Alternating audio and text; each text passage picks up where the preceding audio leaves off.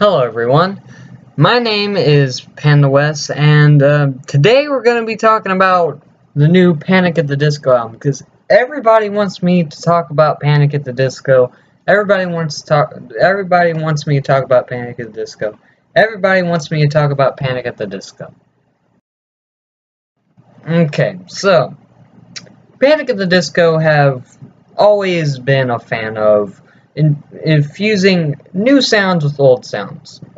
During their first record, they did Baroque pop with pop punk, and Pretty Odd they did 60s psychedelic pop and stuff like that.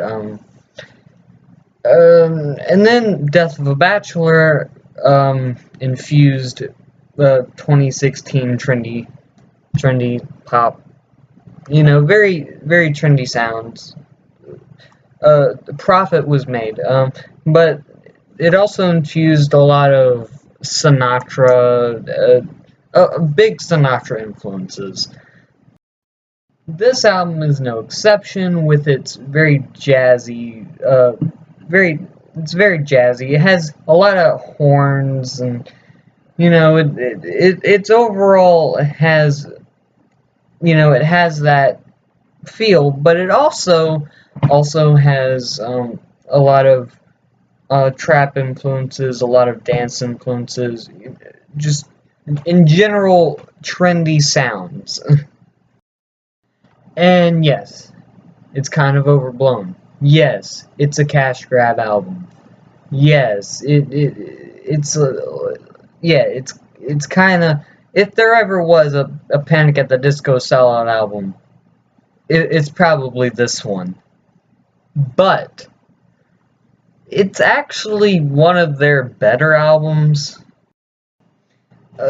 Yes, he does have a lot of these sounds that, are very trendy, and used by the wrong hands, they can just end up sounding just very plastic, just not interesting in general. But what Brendan did, he actually he makes these sound.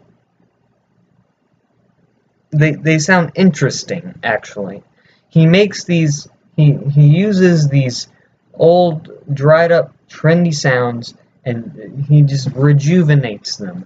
I don't know how he did it. I mean, I know how he did it, but I'm actually kind of surprised. I'd even go as far to say this is what Death of a Bachelor should have been. It's got great hooks, in which Death of a Bachelor kind of failed at. They're very underwhelming hooks, but this one just goes all out on the hooks, and sometimes this album does get a little too over the edge intense with how happy and just overblown this production is. It's a very big sound, and he sometimes just kind of overdoes it and even misses the mark when it comes to making these sounds interesting. One big example is "Dancing's Not a Crime." You can literally put this in any movie, like a wedding scene or something, but it is the one it is one of those songs on this album where it actually just doesn't do what most of the other songs do. It actually sounds generic, and it doesn't sound unique at all. But you also have other songs where the jazz influence is just doubled down on, stuff like the Overpass and Roaring Twenties, and they're highlights of this album because they just sell it. They just sell it. They are just bursts of energy, and you can't get mad at this album because it has so much energy to it. And sometimes, Brendan's probably never gonna make another Pretty Odd at least on his own. And he seems to just be making these very generic pop albums. So if he's gonna make generic pop albums, this is kind of what I'm gonna expect from him. Fun, just overall good, fun, bombastic pop, and that's all I really expected from this album. I didn't expect it to be good, but I expected it to be that. And to close it off, Dying in LA actually gives us a breath of fresh air as the closing ballad. Kind of a tradition at this point. It's been done 3 times in a row by Panic at the Disco now. It started off in Too Weird to Live with The End of All Things. I thought it was pretty boring.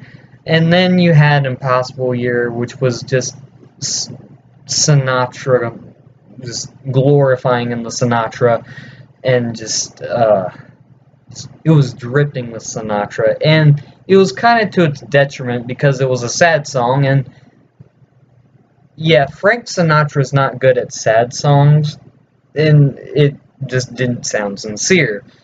This, it's not the greatest song about stardom and its cons, but for what it is, it's okay. And it really just gives a breather for you to take in whatever that album that you just listened to was. But sometimes the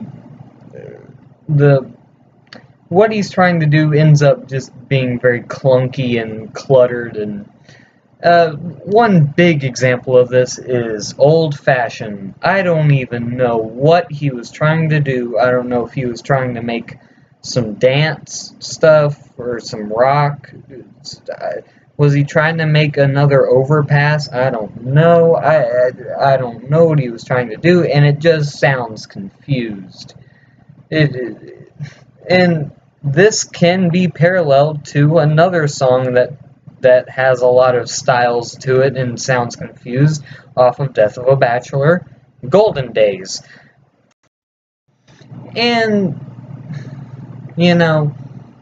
at the end of the day, this is the new Panic, and this is what I expect Panic to be, from now on, at least. Long are the days of trying to be serious, even though it's not serious at all. Gone are the days of the great experimentation that Pretty Odd brought, and gone are the days of just plain rock pop. It's all downhill from here, I guess. But at least we have this album to remind us that he can still make a good hook, and that sometimes that's all you need. Pray for the Wicked gets 7.6 out of 10. And as always, I don't know, I own Death of a Bachelor on CD, even though it's one of their worst, and I regret it. So bye.